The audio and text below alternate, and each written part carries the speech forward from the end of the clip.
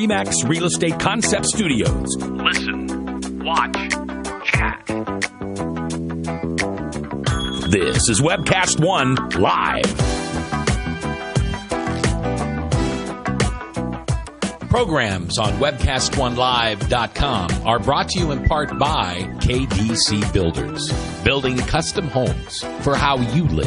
KDC will take your dreams and turn them into reality. Go to our website, kdcbuilt.com, or call Hannah Inman at 515-975-9990. And Tom Coates and ConsumerCreditOfAmerica.com. Are you overwhelmed with mounted credit card debt and feel there's no way out? Well, there is. Call 1-800-955-5765 for Consumer Credit of America. That's ccofamerica.com.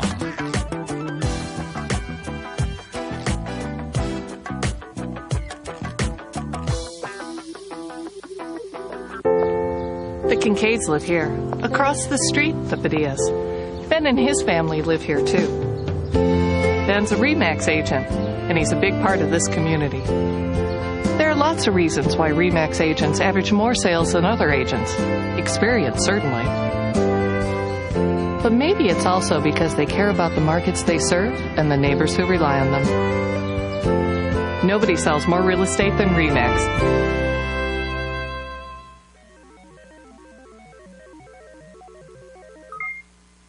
From the RE/MAX Real Estate Concept Studios. Listen, watch, chat. This is Webcast 1 Live. Programs on webcast1live.com are brought to you in part by KDC Builders, building custom homes for how you live. KDC will take your dreams and turn them into reality. Go to our website, kdcbuilt.com, or call Hannah Inman at 515-975-9990. And Tom Coates and ConsumerCreditOfAmerica.com. Are you overwhelmed with mounted credit card debt and feel there's no way out? Well, there is. Call 1-800-955-5765 for Consumer Credit of America. That's ccofamerica.com.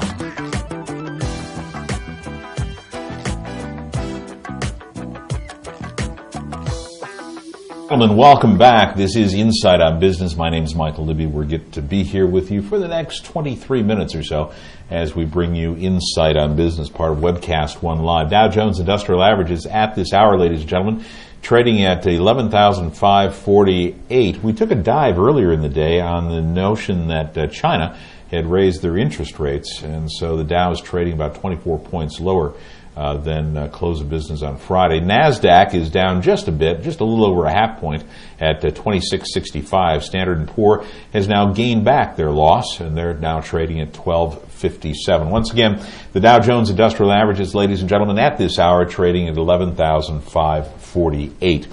This is Inside on Business, the show where we talk about advertising, marketing, consumer trends, and best business practices. And today is Monday, and we tend to focus a little bit more on what's going on in our own backyard, what's going on here in the Metro, what's happening on a Metro Monday. And our guest in studio is this gentleman, ladies and gentlemen, crossing borders. He is none other than Jeff Wilson. Jeff, welcome to the show. Thank you very much, Michael. You and I have had the chance to know each other through NAMA and through your work with Firestone Ag. But you have this other thing out there that you've been working on for some time, and it's crossing borders. Tell us what that is. Yes, we started out as importing little Mexican handcrafts from Mexico, calling our business Wilson Import-Export. But back about 10 or 12 years ago, I realized this tremendous need for Spanish translation. And obviously being fluent in Spanish, I saw the need, and we created a new company called Crossing Borders. Mm-hmm. And that's what our mission is, to help people cross those borders. And I think the interesting thing about your background is that you went to school in Guadalajara. How in the world does a guy from Iowa come up with all of these opportunities? It is a unique story. I was a farm kid, actually grew up in town, not on the farm, but in an agricultural community of Colo, Iowa, a town of about 800 people. studied at Simpson College, studied accounting and Spanish at Simpson. And through a May term trip where we were able to spend 3 weeks in our sister state, the Yucatan, Mérida, Yucatan, Mexico, I absolutely fell in love with it. I fell in love with Mexico. I fell in love with the culture, the food, the people. And when I got back to Iowa after 3 weeks, I said, I have to spend more time there. Applied for a Rotary scholarship. Through the Rotary Clubs International. Exactly. Yeah. Rotary sends students all over the world every year through their International Scholarship Program. It's not an exchange. Right. You actually receive funds to study from Rotary. And I could have picked anywhere in Latin America to study, speaking Spanish, and I happened to pick Guadalajara, Mexico. No kidding. And that choice affected your life permanently, didn't it? That's exactly right. The reason I chose Guadalajara actually was it's home to mariachi music. There you go. It's one of the major business centers in Mexico, and I realized once I got there it's one of the main agricultural areas in Mexico as well. And I'm pleased to say my long-term connection with Guadalajara is I happened to meet my wife there while I was studying there. Well, that can't be all bad. That's right. You have how many children? We have twin boys who are 12. Their names are Jacob and Jordan. So one of the things I think many of us have come to grips with here in the state of Iowa is the vast infusion of Spanish-speaking people over the past decade. It used to be that the Spanish-speaking population was confined to meatpacking towns. We can talk about Storm Lake, or we can talk about Marshalltown, or we can talk about Sioux City. We can talk about early on in Fort Dodge. But that's really transitionalized, and there is a Spanish population, a Spanish-speaking population, all over the state. As a matter of fact, interestingly enough, ladies and gentlemen, the Spanish American, or the what's the word that I'm looking for? The Division of Latino Affairs? Yeah, thank you very much. The Latino population, sometimes it just doesn't go off. The Latino population in the state of Iowa now outnumbers the African American population. Why do you think that Iowa has become a place where Spanish-speaking people seem to feel at home?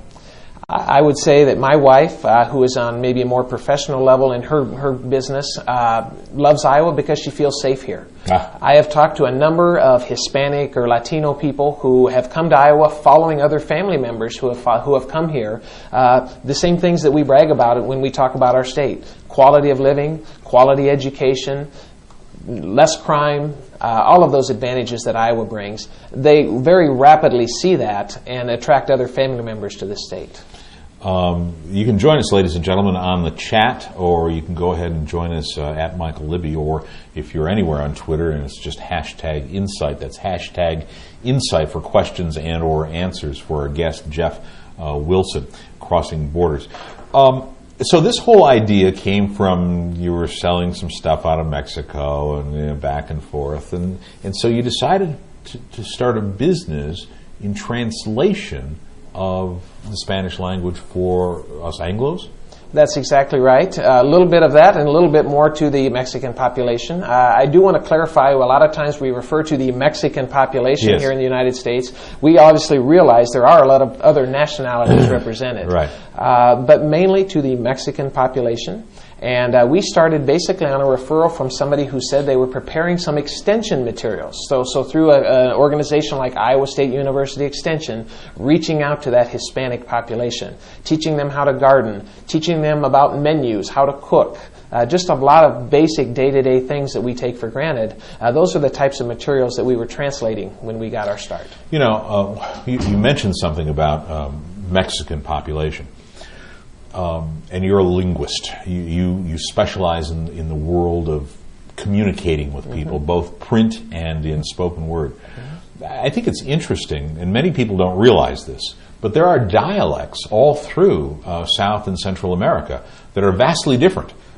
Just like here in the United States, for example, if I say something in Georgia, or a guy from Georgia says something, and somebody from Spokane, Washington hears it, I mean, you know, or take somebody from Maine, you know, where they have lobster. So how we say words are vastly different here in the United States. Is that the same in Latino languages? That's very, very true. A lot of times we see that with Puerto Rican. There's a large Puerto Rican population or influence here in Des Moines, and they have different words for different things. But one example that I think when we were talking earlier that I mentioned is just people can tell when you speak Mexican Spanish. One time I was mentioning how I was going to platicar, which in Spanish means to talk. And this person said, oh, you must be from Mexico, or you must have learned your Spanish in Mexico. More commonly in Latin America, you would say conversar, to converse. And so, yes, there are some very key words here and there. In my arena of agriculture, depending on if you're in Colombia or Venezuela or Mexico, you say pig in very different ways as well. So taking it to agriculture would be another example. I was just trying to remember the word for pig is C. It begins with a C. Well, you've got cerdo, you've got cochino. Cochino. Well, you've got marrano. There's a number of different ways that you can say it. So, in essence, can you communicate with people utilizing other dialects? Yes, you can. And I think that's a very good question. The thing that we try to do when we translate a document, first of all, if we can, we try to find out what the main target audience is. Of course, yeah. If we learn that, if we can establish that up front, that really guides what language we might use, or as you mentioned, what dialect we might use. But what we try to do, most Spanish, of course, is universally understood. And so we try to pick the most universal vocabulary, syntax, and all of those things when we do a translation. Jeffrey Wilson, ladies and gentlemen, in our studio, we're talking about the world of translation. You know, one wouldn't think that Des Moines, Iowa, would be a place to start something like this. You know, maybe down in Midland, Texas, or maybe in San Antonio or something. But here we have this vast agricultural influence too that South America is very interested in. That would help your business, I would think. Exactly, and I think we're seeing a growing number. You mentioned people coming to work in packing plants and things. That's what got people here. Sure. But we have a tremendous need for Hispanic labor here. In California, of course, you have the fruit and vegetable industry. What we see here in Iowa, of course, is large hog confinements and large dairy operations. And those are exploding with Hispanic labor, who a lot of times just need instruction manuals or on-the-farm interpreting and employee training to help them understand the things that they're supposed to be doing. Now, Jeff, we don't do politics on this show, but you cannot say jobs and Hispanic without going there in some way. Currently, the immigration process here in the United States, I'm not sure about your wife or how all that worked, but is a long process. I know people who have attempted to become United States citizens, and that citizen process will take 8 to 10 years. But yet, you just indicated that we have a large number of jobs that could feed families who may or may not be naturally born citizens of the United States. What are we going to do with all this? That's an excellent question, Michael, and I wish I had the answer. It's something that we've talked about a lot. My wife did come in legally when we did this 17 years ago now. Wow. But we've seen this. We see a tremendous need for the labor, the restaurants, the packing plants, all the industries that we've mentioned. I think something does need to be done. And again, as you mentioned, we have to be very careful politically. Well, yeah, we don't do politics. But this is just a business issue. Exactly. You go to any hotel, go to any service industry, and you'll see many of these jobs are populated by Hispanics or people from Eastern Europe, other countries. Many of those people, landscape business, and it goes construction, it goes on and on and on. I would suspect many of those people are here illegally.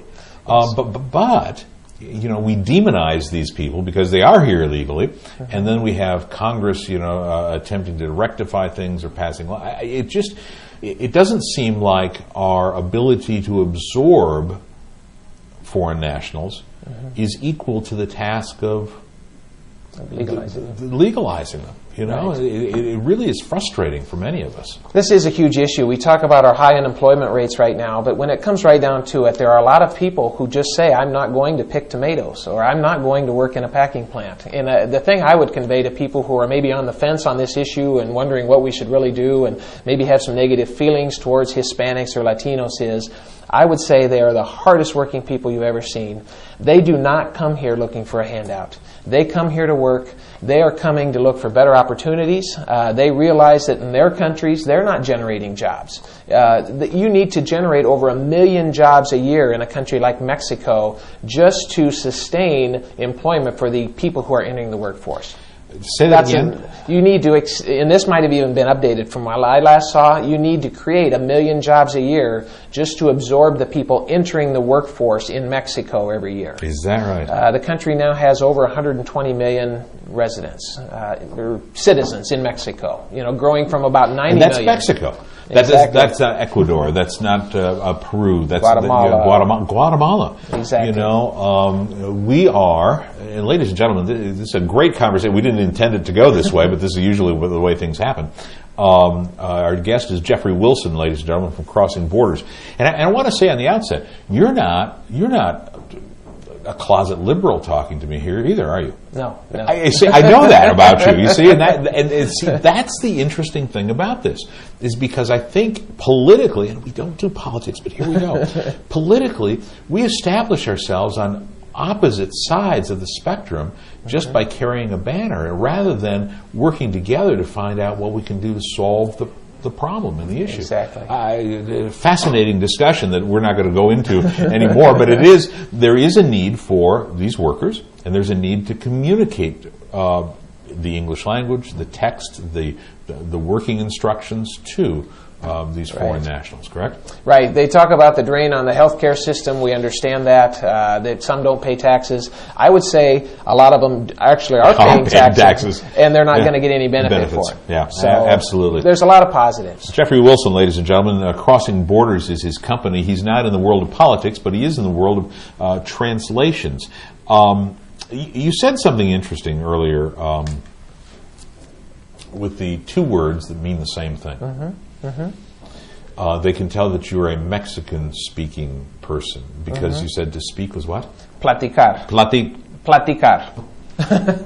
Ladies and gentlemen, my summation of the Spanish language is I just add O to the end of everything, like Erico and our producer-o.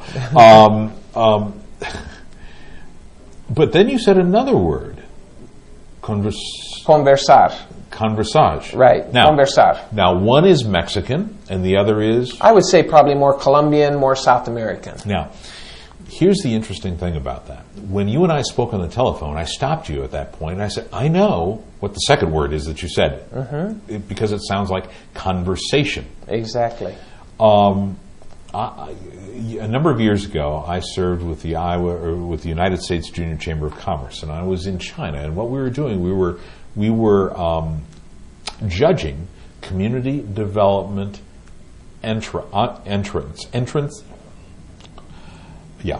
community development projects that were entered into award-winning things. And there were maybe 15 teams of 5 people looking at these documents that were coming in 3 languages. They could come in English, French, or Spanish. Okay. I found, Jeff, by the end of the first day, I was reading things pretty literally in Spanish and in French, both of which I have no formal training in. But I could get the gist of that because of just what you said, those words that you instantly recognize. Exactly. Is that because it's from some of the more romantic languages? That's exactly right. And English comes from, or American comes from that? Exactly. I'm not a professional linguist, but I've learned my linguism over the years of my experience. But those are what we call cognates. And a cognate, and that's a word that when you look at it, you immediately know what it is in your own native language.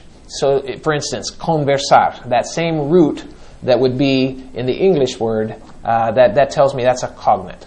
Now, as we mentioned on the phone, we have to be very careful with that, though, because sometimes we have what we call false cognates. Right. And that could be a word like the word embarazar, which, what do you think that might mean, Michael, if you heard me say embarazar? I would think that I'm embarrassed, which is usually the case around here. So a person hearing embarazar would tend to think that must mean I'm embarrassed. But actually that word means I am pregnant, or to be pregnant. Well, I guess now I am embarrassed. So that leads to some funny things that people say. But the neat thing is, being bilingual, most most people who speak bilingual know what you mean. So they immediately laugh, but they're laughing with you, because they know that you saw that false cognate and immediately thought that. But they know what you were thinking. So there are things out there. For example, the word institution Exactly. or industrial.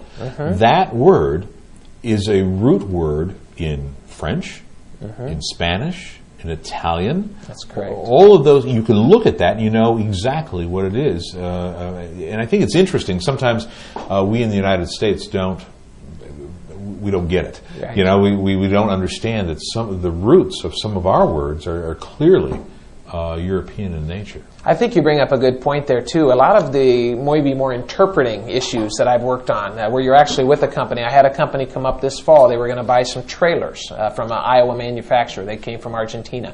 They know a lot of these technical words, even in English. So a lot of your job as interpreter is to help with all the words in between that. You know, a lot of times switch is, they say switch. Or sometimes, I guess what I'm saying is we can over-translate. We can over-interpret. If they're in the business, they already know the key words. Ladies and gentlemen, our guest is Jeff Wilson. Jeff is in talking about his business. It's called Crossing Borders. Who would have thunk? This is a Metro Monday edition of Inside on Business, so we like to take a look at some of the things that are more closely aligned to what's going on here in Des Moines. And who would have thunk that here in the center of the middle of the Midwest, we would have a translation business, not only for spoken, but also written language. Crossing Borders, ladies and gentlemen, Jeff Wilson. We will be back with more of our conversation with Jeff. And when we come back, Jeff, I want to talk a little bit about, and I made a note here, written versus verbal. Okay. Written versus verbal, how we communicate with these things, and what are we likely to see in the future. Jeff Wilson, ladies and gentlemen, on with us, Inside on Business, and this is Webcast One Live.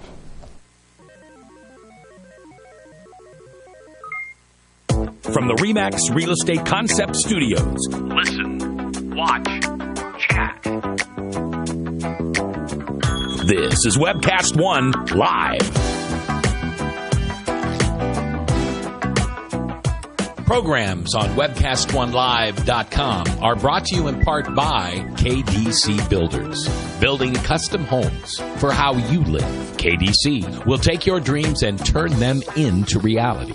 Go to our website, kdcbuilt.com, or call Hannah Inman at 515-975-9990. And Tom Coates and ConsumerCreditOfAmerica.com. Are you overwhelmed with mounted credit card debt and feel there's no way out? Well, there is. Call 1-800-955-5765 for Consumer Credit of America. That's ccofamerica.com.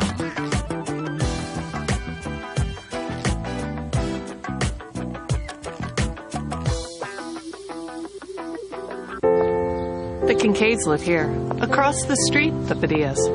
Ben and his family live here, too. Ben's a RE/MAX agent, and he's a big part of this community. There are lots of reasons why RE/MAX agents average more sales than other agents. Experience, certainly. But maybe it's also because they care about the markets they serve and the neighbors who rely on them. Nobody sells more real estate than RE/MAX.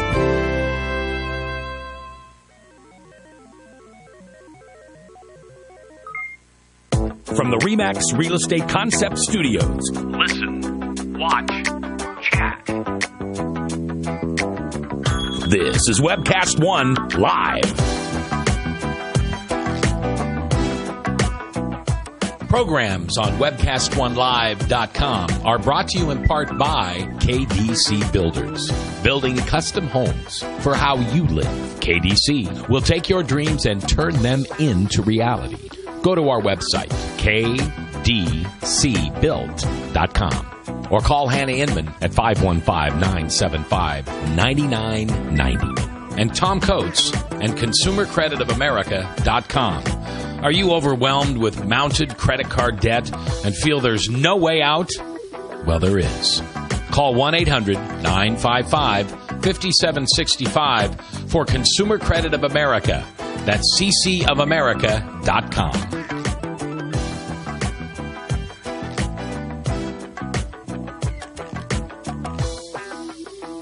Gentlemen, welcome back. This is Insight on Business. My name is Michael Libby, and we'll be with you for the next 20 minutes or so, talking with our friend Jeffrey Wilson. Let's take a look at the markets at this hour. We're starting to gain a little, ladies and gentlemen. We're only down by 19 points from this opening of business day. Dow Jones Industrial Averages right now at 11,553, starting to gain back some of the loss from earlier in the day when it was learned that China announced an interest rate hike. NASDAQ has pulled ahead, so the techs are doing pretty well at 2669. That's up 3.99 points, almost a full 4 points. Standard & Poor is up almost 1 at 1257. Once again, the Dow Jones Industrial Average is starting to rebound after that earlier loss today, now trading at 11,553 on the day. Our guest is Jeff Wilson. He's from Crossing Borders. Excuse me. We need a cough button. Or I can just unplug, saying... Our guest is Jeffrey Wilson. We're talking about language and consumerism, and specifically about Spanish-speaking Latino languages. Jeff has a business, it's called Crossing Borders, where he offers his services, obviously, for both print and linguistics. To interpretation. Excuse me. That all brings up an interesting thing about the world of marketing. What about, the use of smartphones is huge, absolutely huge. People are texting each other. They are reaching out with coupons, all kinds of different things. What about those businesses that are solely doing this in English? Might there be a way for them to take advantage of this emerging market, for example, here in Des Moines or in the metro area, that's absolutely huge, by utilizing some other languages? I highly say so. I think one thing we have to understand is many countries, many cultures leapfrog technologies. So many people in Mexico never had a fax machine. They skipped that step. They went right to the cell phone. And so even here, people who are working in restaurants, they're using smartphones. I don't have any statistics, but when you look around, and I'm involved in that population, it's all based on smartphone. I think some companies that do a very good job of that are companies like Verizon, obviously the global players, McDonald's, Coca-Cola.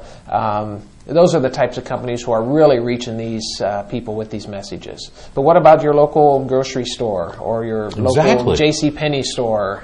Those types of stores could really be reaching this Hispanic population. Now, one of the interesting things about this is there have been a number of broadcast facilities here in the metro that have tried Spanish-speaking radio. And maybe they imported, I don't know how they've done it, but not many have been very successful.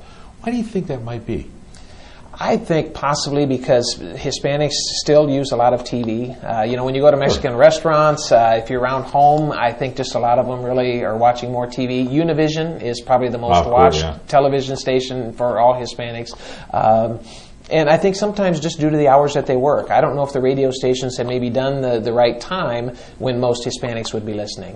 Maybe Sundays would work. But we have to realize a lot of people in the jobs that they're working at as Hispanics, evening hours into the morning hours, they're at work. Yeah. So maybe it's been a scheduling issue. Who knows? Our guest, ladies and gentlemen, the fascinating discussion about language. And, we all take these things for granted. We speak a particular language, or we may have a secondary language that we've learned for our faith group or whatever it happens to be. But we think and act as Anglos for the most part here in the Midwest.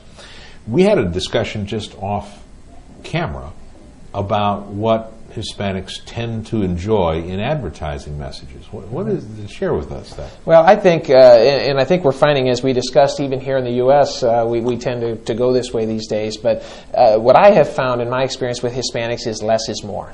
One very typical slogan that works very well, it translates across borders, would be McDonald's current slogan, "I'm loving it." It's as simple in Spanish as "me encanta." Me encanta. Me encanta. I love it. Okay, so it's a very, very good example of we don't have to get extremely wordy. They do not like a lot of busy ads as well. Color, as you can imagine, vibrant colors, the reds, the yellows, the blues, very, very vibrant colors are what get their attention. Our guest, ladies and gentlemen, crossing borders, his name is Jeff Wilson, and he uses his real-life job is with Firestone Ag, which also must have given you some relationships in this whole world, too, huh? Tremendous. We do business in over 60 countries, and in my current role, I work with all of our manufacturing plants around the world, including Argentina, Costa Rica, Mexico, Spain, and, of course, Japan. So, now, as a linguist, as a translator, do you find yourself... Do you speak Spanish in the home? We speak probably 90% Spanish at home. Again, really? My wife from Mexico, she works in a job here in Des Moines, and she speaks English all day. So for her, especially coming home at night, she's ready to rest, as you could say, and speak Spanish. Think as hard. Exactly. Now, ladies and gentlemen, I want you to look at this guy.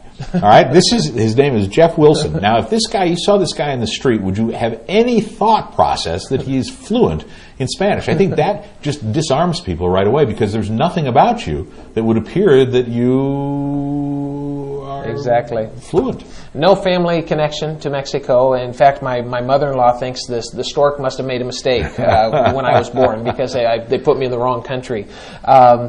I've had it happen many times. Yeah. People just are amazed when you're sitting across the desk from somebody in Mexico, and they think, "Where did you learn Spanish? How in the world? How did you learn Spanish?" Now, exactly. when you're translating and you're in a work environment, because I do this in Hebrew, Okay. You can tell where somebody has picked up their language. For example, in Hebrew, there's the Hebrew of Israel, and there's the Hebrew of the Ashkenaz, of the German influence, and you can tell where what school or cheder that they came from, that they were studying. Is that also the same with you? Yes. I would say in Mexico, especially even regions, when we talked earlier about somebody from Georgia talking to somebody from Iowa or Washington State, I can also pick that up very, very quickly in Mexico. Maybe not name the exact state, but maybe the region of where they've learned or where they've lived very quickly. In fact, I know of cases where people in Mexico that have moved to a state, been there for maybe 30 years, but people still know that they aren't from that state.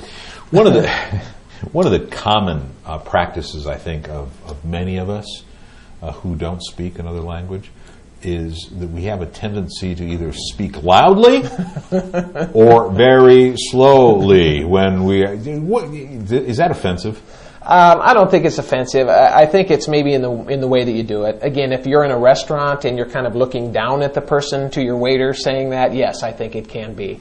But I think one thing that I have found, if you show a genuine interest in the person, in their culture, they are overwhelmed and overjoyed. Absolutely. If you at least try to say buenos dias, even if you don't have the right accent on it, it shows to them that you cared enough to learn something about their language. Yeah, and that's transitional across all peoples, I think, because I remember I wanted to learn a few phrases in Chinese before I went to China, and very difficult language, by the way. Right. It was extremely difficult language to learn, but I was able to pick up one or two or three or four phrases that I was able to use when I was there, and people's eyes would just light up. And probably, who knows what I was saying sometimes, but they really do think, wow, you've taken enough time to learn a little bit about that. Right.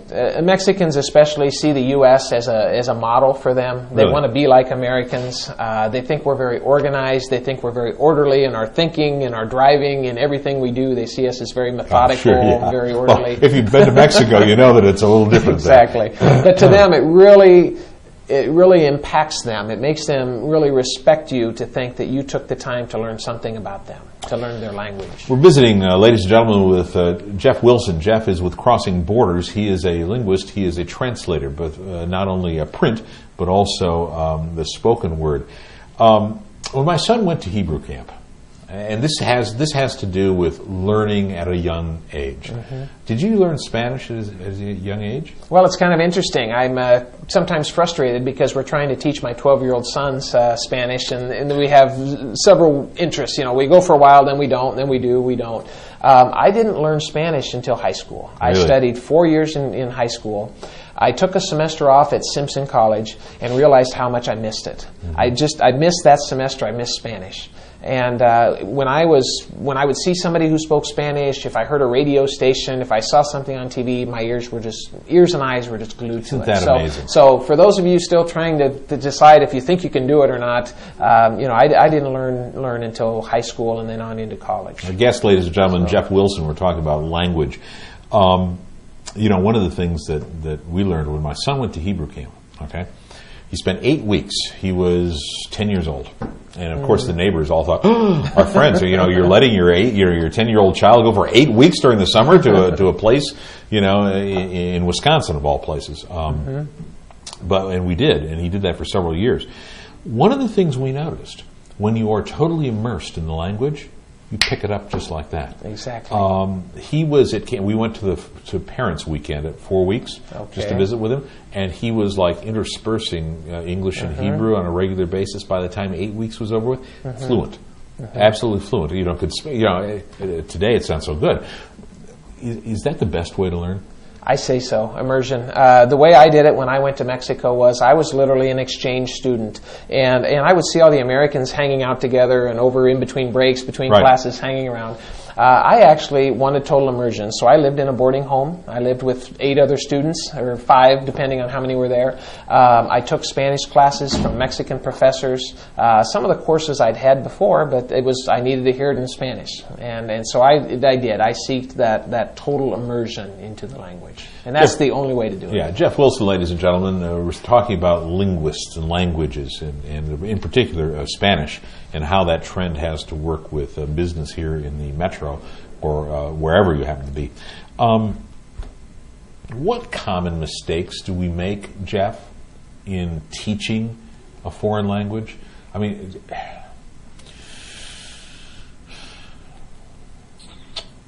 I don't have any clue about pronouns and adjectives. I mean, I know all that stuff, but when you start talking, when I was asked to diagram sentences in English class, it was the fear of God was put in me. And anytime, because I go, I don't know. Are we teaching this stuff right, or are we making it more complicated? Right. Not having been in a classroom setting, teaching it recently, I have done that, but I can think of a couple things very quickly. One, I would say we need to emphasize vocabulary. The rest will come. The prepositions, if you exactly conjugate the verb correctly, whether it's past tense or future tense or present tense, people will understand what you're doing. I think the thing that we get caught up on is what you just said. Can I diagram that sentence, and am I saying it exactly right? It's the thing where you try to not go to second base and your foot is still on first base. You need to be daring and take that lead off and try to steal second base. Okay. The other thing that I tell people is when you're listening to a spoken conversation, I think where we get caught up is trying to understand every single word. By the time I try to understand the word you just said, you've already said 10 more words. Yeah. Right. So the key is to try to catch every 4th or 5th word, every 6th word. Gist of the conversation. Get the gist of the conversation, exactly. Now, in your work, though, you have to be very particular. Exactly. Yeah, because if the jest is to put on this top this way, and you screw that up in some way, that can be detrimental to the business, but also to the person buying whatever product it is. So that you do have to be very careful in the professional sense. That's exactly right. And I think when you're interpreting, there's differences. If you're in a major conference, again, you need to be a lot more specific. Make sure you get every single word. A lot of interpreting that we do is with maybe a client who is coming to visit a company, and in those situations are a lot more relaxed. You can explain it, you can take time out and explain it to the person offline. Very good. And that's another, just a real quick thing, is there's 2 different types of interpretation as well. One would be simultaneous, which I'm sure you're familiar with. You're maybe in a booth somewhere else, just listening to headphones, saying every single word that's said on stage. Whereas the little more informal way would be with a client, and you're looking at the machine that they're looking to buy, and you're just standing there with them interpreting. Interesting. Interesting topic, ladies and gentlemen. Our guest has been Jeff Wilson. Jeff is with Crossing Borders. Your family, I saw, just came in. Okay, yes. Do you mind if they come in? I don't think they want to. They don't want to? All right. That would put them on the spot. I see. I understand. If you had the opportunity to visit with business people here in Central Iowa or wherever, people watch from all over the place. What would you tell them that they should be aware of when it comes to outreach to people of other languages, in particular Latinos? I would say that first of all is they do like to see communication in their language. I think sometimes we miss that. We think, well, maybe if we use the right color and we maybe dumb down the English, they'll read our materials. I jotted down a statistic I just read that almost 60% of people who of Hispanic or Latino origin still prefer to communicate in their first language. Yeah. And that is shocking to me, that with all the second and third generations that we have here, still 60% of people want you to communicate to them in their native language. Exactly. One of the things I think that's hard for us, for those of us who are children or grandchildren of immigrants, the ready nature that my grandparents, for example, took to becoming Americanized. Exactly. I mean, they dissed their names. They changed. It wasn't their old country name any longer. They dissed many times their faith. They dissed their language. They started naming their children after American names and things like that. And the goal was to be as assimilated as possible in the quickest amount of time. It's different today, though, isn't it? I would say so. I still think you see a mixture. But how many times do we read in the Des Moines Register about the quinceañera that the girl is doing? The 15-year-old coming out party. These people are still very, very tied to their traditions. So yes, you don't see a Mexican changing his name from Rodriguez to Johnson or things like that. Right. Well, is that because so many? I'm going to be careful.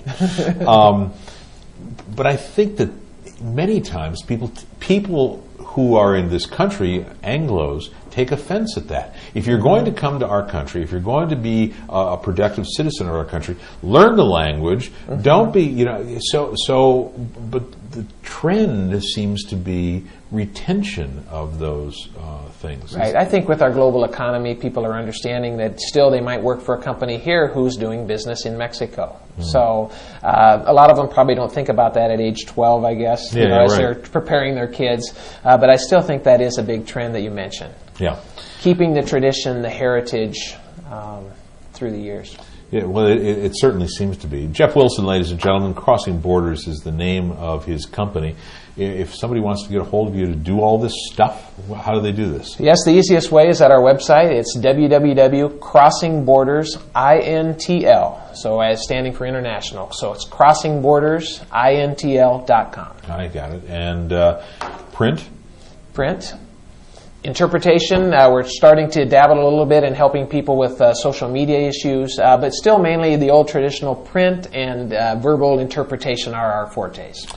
Jeff, thanks for coming by. This has been a hoot. I got to tell you, and you and I have not met, well, we met each other at NAMA and things like that, but I mean, as far as having a real conversation, we've tried to make this happen, I think, probably for 2 years, one strand or the other. I really appreciate you taking the time to come down here and talk about this, because it is something, I think, that impacts so many of us, not only if we happen to live here in Central Iowa, but wherever, understanding the language and the cultures of our customers. Right. Ladies and gentlemen, thanks so very much for coming by and joining us, and Jeff Wilson talking about the power of words and the translation appeal that goes on out there. Also, we covered the sale of the Hub Tower to EMC, the insurance magnate here in downtown Des Moines. We talked a little bit about Aldi and our friends over at Trader Joe's and that synergy and how unique that might be. And we also shared with you the video about our friends opening up Hyatt Place Des Moines downtown. You know, we always have to say Hyatt Place Des Moines / downtown, which leads me to believe there might be another Hyatt Place coming. You think maybe? We'll be able to. We'll get on the inside track of that as well. Inside on Business, ladies and gentlemen, we will be back tomorrow. Tomorrow we are taking on a global challenge. Tomorrow we have heard, ladies and gentlemen, all things considered relative to the healthcare law. How does it impact business? What hoops do businesses have to run through? What's going on in healthcare? Tomorrow, ladies and gentlemen, an expert on healthcare and business. His name is Brian Gillette. He's going to be in talking about the impact of the new healthcare rules and regulations on business, large, medium, and small. Brian Gillette tomorrow with Insight on Business. From all of us here at Webcast One Live, have yourself a great day. Be safe, be well, be careful, and most of all, be good to your fellow man. Bye-bye.